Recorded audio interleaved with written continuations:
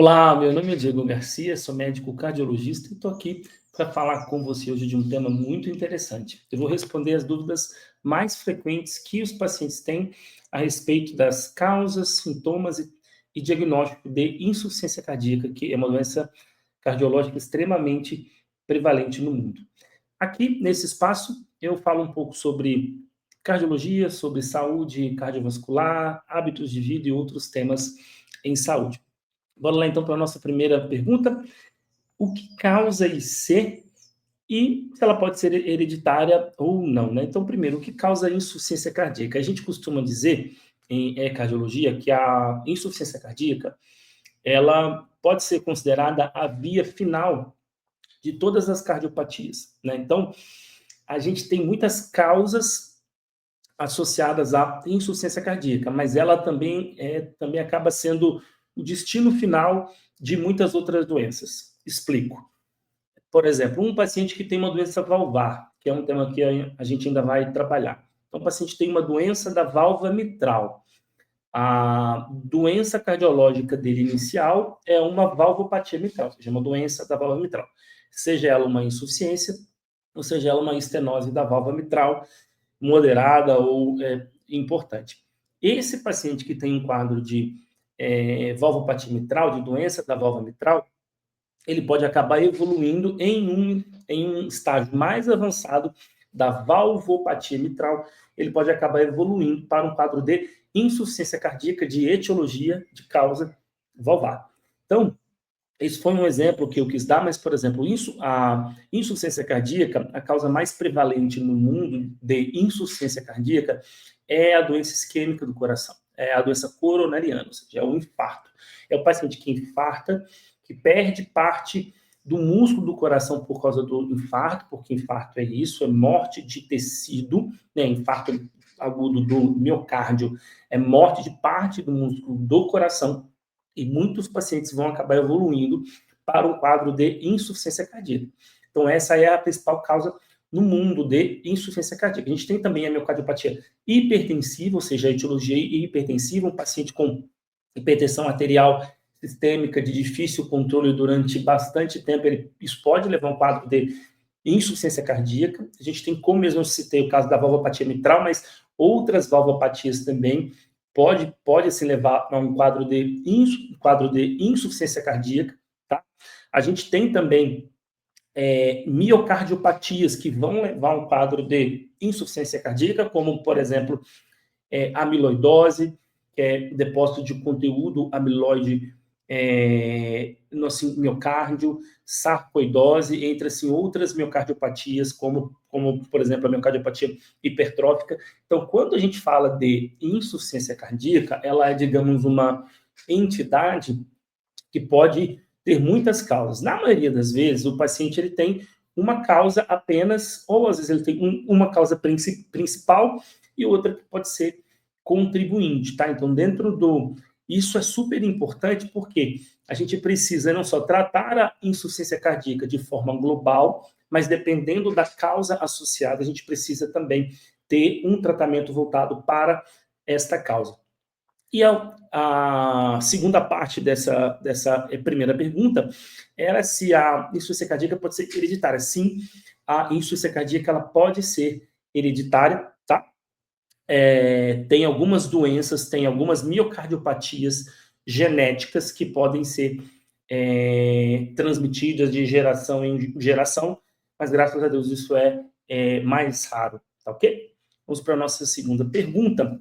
Quais os sintomas mais frequentes de IC? Isso é a sigla, né, de insuficiência cardíaca. Os sintomas que são mais frequentes, primeiro, é a falta de ar. Mas que tipo de falta de ar? Aquela falta de ar que limita o paciente às suas atividades do dia a dia. Na verdade, essa é a falta de ar que mais chama a atenção da gente, tá? Por exemplo, o paciente fazia as suas coisas em casa, ele fazia sua caminhada para ir de algum local até outro, ele fazia algum tipo de esforço físico e até então ele não sentia falta de ar, cansaço, tá? e ele, a partir de determinado momento, ele começa a apresentar cansaço para aquele mesmo tipo de atividade que ele não apresentava anteriormente. Isso vem piorando de forma progressiva, esse assim, cansaço. Então, é uma falta de ar, que a gente chama o termo técnico em medicina de dispneia, ou seja, é uma falta de ar que tende a ser progressiva, ou seja, ela vai piorando. Quer dizer o quê? Que com esforços físicos menores, o paciente pode ir também tendo falta de ar que antes ele não tinha. Um outro ponto importante também, né, falando sobre sintomas, é a questão do edema em membros inferiores, ou seja, o inchaço nas pernas. Isso aí é um sintoma que ele é muito comum também a outras doenças, assim como é a falta de ar, né? E nem sempre é fácil você descartar ou confirmar que isso pode estar associado ou não a um quadro de insuficiência cardíaca, né? Mas qual que é a característica do inchaço nas pernas, ou seja, do edema de membros inferiores associado à insuficiência cardíaca? Ele é aquele edema bilateral, ou seja, nas duas pernas. Ele é um edema simétrico, na maioria das vezes, ou seja, ele é um edema que ele está igual dos dois lados, e ele é um edema que ele tem cacifo positivo, a gente diz, ou seja, ele é um edema que quando você pressiona com a digital sobre uma superfície óssea, por exemplo, aqui em relação à tíbia, você vê que ele fica uma cavidade pequenininha assim, e que depois essa cavidade retorna. A gente chama isso de edema com cacifo positivo.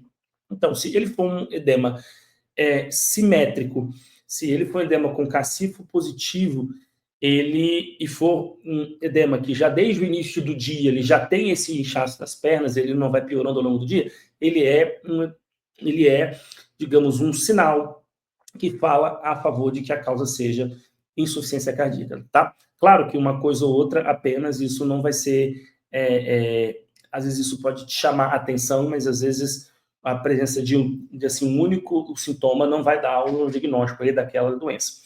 Então, além dessa falta de ar aos esforços, do inchaço nas pernas, a gente tem também o que a gente chama de dispneia paroxística noturna, que é quando o paciente acorda à noite com muita falta de ar, né? E também a ortopneia, que é quando o paciente ele não consegue se manter deitado, ele precisa ficar semi-sentado ou às vezes sentado, porque se ele deita, a falta de ar dele piora.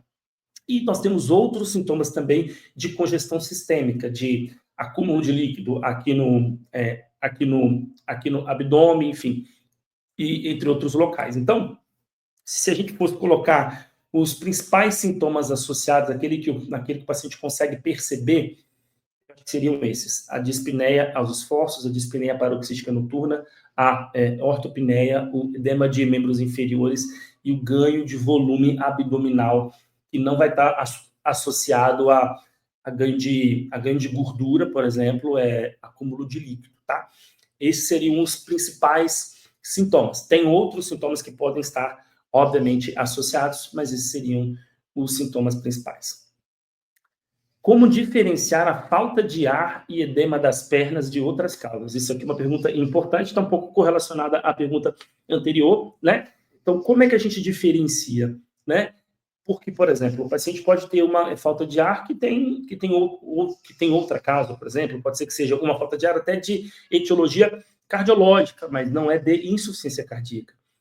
Por exemplo, pode ser um equivalente isquêmico, uma doença coronariana, ou pode ser uma doença pulmonar ou obstrutiva crônica, ou alguma outra pneumopatia, ou às vezes essa falta de ar é simplesmente por assim, sedentarismo, enfim. Então a gente tem outras causas associadas à falta de ar, assim como edema de membros inferiores também, nas pernas também. A gente tem outras causas que podem estar associadas. E como é que a gente vai fazer para assim, diferenciar, né? Isso vale para várias outras doenças, mas o quê? É a história clínica do paciente e a gente avaliar esses sinais e sintomas associados, né? Lembrando que quando a gente fala de uma síndrome, que é a insuficiência cardíaca, é um conjunto de sinais e de sintomas. Às vezes um sinal, às vezes um sintoma, ele vai chamar a nossa atenção para que possa ser ou não alguma, assim, doença, né?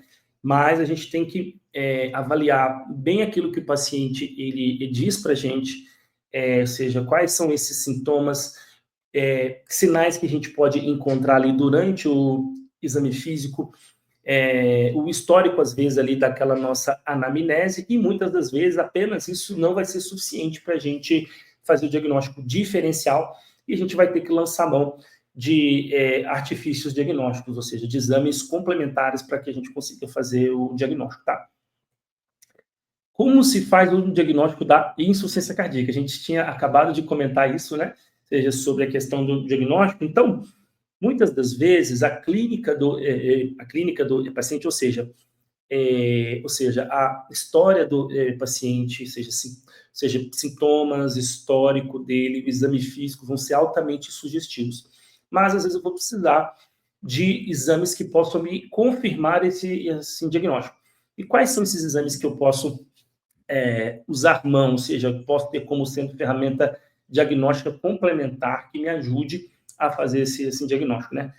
Um ponto importante, a gente tem, dentro das diretrizes nacionais e internacionais de, de insuficiência cardíaca, a gente tem instrumentos técnicos que ajudam a gente a fechar esse diagnóstico ou ter uma alta suspeição clínica, né, para isso. E a gente tem algumas árvores decisórias que vão guiando quando é que a gente deve ou quando a gente não deve pedir algum tipo de exame. Lembrando que o uso consciente dos exames, isso é super importante, não só pensando na sustentabilidade do sistema de saúde, mas principalmente em não expor o paciente a exames que sejam desnecessários, tá? Mas, quando a gente fala desses exames, um dos exames fundamentais é o eletrocardiograma, né?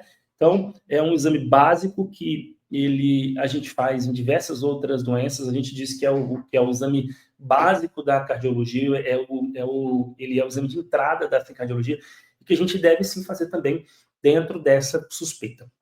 Um outro exame que também é importantíssimo, ele é o ecocardiograma. O eco é o ultrassom do coração. O eco vai avaliar a parte anatômica do coração, a parte estrutural, a função do músculo do coração, das válvulas do coração, o fluxo de sangue dentro do coração.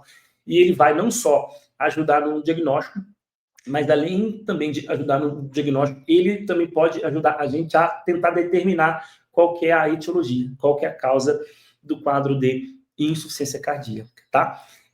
Outro assim, exame que é importante em muitos casos também é a ressonância magnética cardíaca. Por quê? Muitas das vezes o eco ele não vai conseguir avaliar para a gente de forma precisa algumas etiologias específicas de insuficiência cardíaca, principalmente quando é miocardiopatia. Nesse caso, a ressonância magnética do coração, ela pode sim trazer informações adicionais importantes para a gente, né? E eu não vou me deter muito aos outros exames cardiológicos, eu diria que o eletro e o eco, eles são fundamentais, tá? E em alguns casos específicos, ressonância magnética, e obviamente o paciente ele pode ainda precisar de outros tipos de exames que vai depender muito ali do quadro clínico específico, exames eles cardiológicos ou exames não cardiológicos, tá?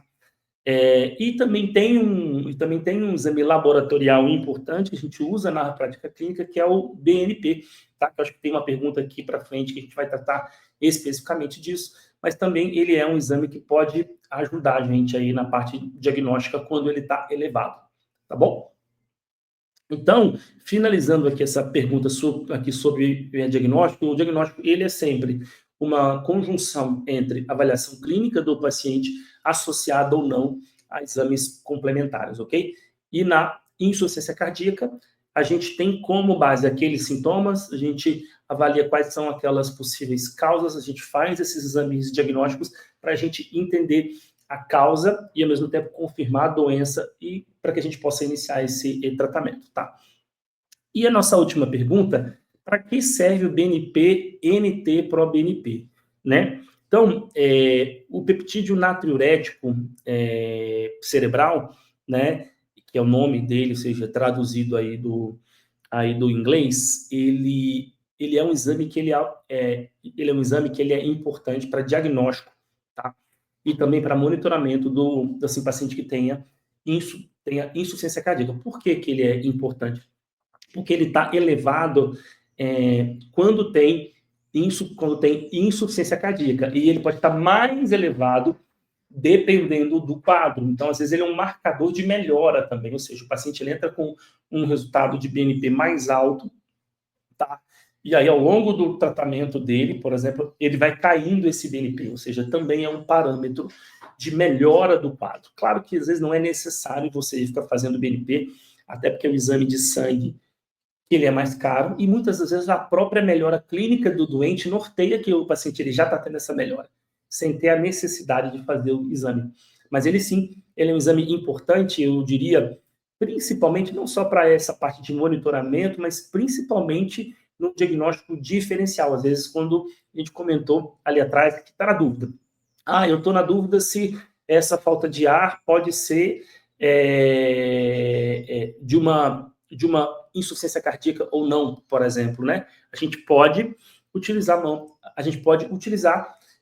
o BNP para isso, ou seja, o BNP ajuda muito a gente no diagnóstico diferencial e em ajudar a gente na confirmação do quadro de insuficiência cardíaca, tá ok? E a gente não chegou a comentar aqui, mas eu acho que é importante, não foi uma das perguntas, né? As perguntas giraram aqui um pouco sobre causas, sintomas e assim, diagnóstico, mas a gente não falou sobre o que é a insuficiência cardíaca, né?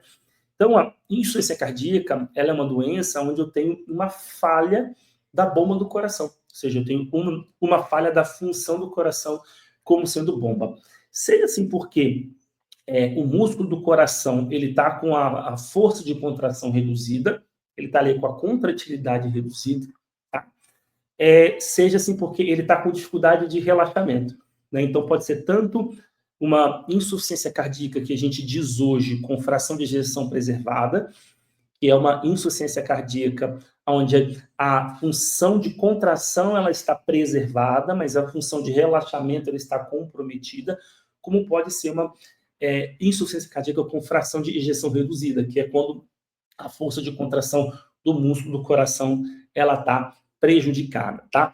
Então, ou seja, esse assim prejuízo, seja a contratilidade do músculo do coração, seja o relaxamento do músculo do coração, que vai levar ao quadro de insuficiência cardíaca, que podem ter muitas causas, sintomas típicos, mas também, às vezes, inespecíficos, que foi o tema hoje da nossa conversa. Queria muito agradecer você por ter participado, por ter visto, por ter escutado a gente aqui, tá bom? Espero, então, que você tenha gostado. Se você tem alguma dúvida em relação à insuficiência cardíaca, você pode colocar aqui no chat ou pode até mesmo sugerir algum outro tema que você queira que a gente aborde. A gente se vê.